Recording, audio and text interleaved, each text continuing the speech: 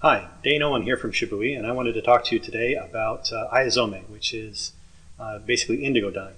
We've got three different examples here of different styles of indigo dyeing, and the first one I'm going to talk about is Catasome, which means stencil dyed. In the case of this particular piece, you would have had something that would be a white piece of cotton cloth. You've taken a paper stencil, something like that, it would lay down on top of the cloth, and then you'd rub through it a rice paste. And wherever the rice paste was touching the material, it would stay white. In some cases, you might do a direct dye, maybe putting the stencil down and actually dyeing a direct color through it. One way to kind of tell that this is a stencil dyed piece also is that the stencil will leave resist on one side of the material, but not always go all the way through to the other. So quite often, the two sides are different. Another form of dyeing, or resist dyeing, is Esiri, which is an ikat.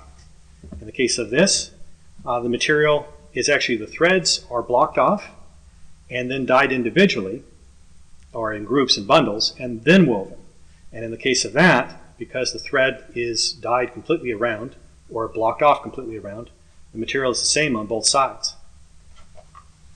In the case of fancier pieces, quite often it's creating an image. So this is a much more complex sort of pattern, if you can imagine trying to block off and dye and arrange all of the threads so they line up perfectly.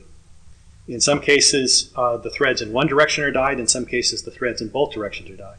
So that would be a double ikat egg Esiri. This was a futon cover. The last style that I'd like to talk about is a freehand paste resist. Basically, in the old days, they would take a bamboo tube, fill it with the rice paste, and you draw with it.